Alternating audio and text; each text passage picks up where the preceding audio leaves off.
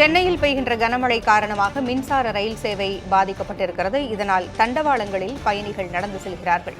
மீனம்பாக்கத்திலிருந்து பல்லாவரம் நோக்கி வரக்கூடிய ரயில்கள் மழைநீர் இருப்பு பாதைகளில் சூழ்ந்திருக்கக்கூடிய காரணங்களால ஆங்காங்கே ரயில்கள் பாதி வழியில நிக்கிற காட்சியில நம்முடைய ஒளிப்பதிவாளர் ஜோஸ்வா அவர்கள் காட்சிப்படுத்துறாரு.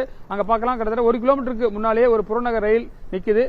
நிறைய பேர் தண்டவாளங்கள்ல ஆபத்தை உணராம நடந்து வரதையும் நீங்க பார்க்க முடியும். தற்போது ஒரு பயணி வந்திருக்காரு. சார், நீங்க எங்க ஏறீங்க? எவ்வளவு தூரமா நடந்து வரீங்க? வணக்கம் சார், நான் ஏறினது பீச் ஸ்டேஷன்ல ஏறினேன். பீச்ல இருந்து ட்ரெயின் ஒரு 3 மணி நேரம் தாமதமா தான் வந்துகிட்டே இருக்குது.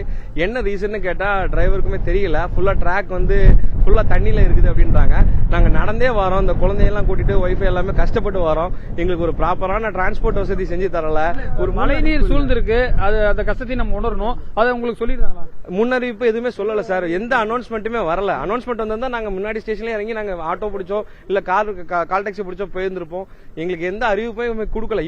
இப்போ சொல்றாங்க பல்லாவரத்துல இறங்கினதுக்கு அப்புறம் இன்னும் தாமதமாகும், அரை மணி நேரம் ஆகும், 1 மணி நேரம் ஆகுன்றாங்க.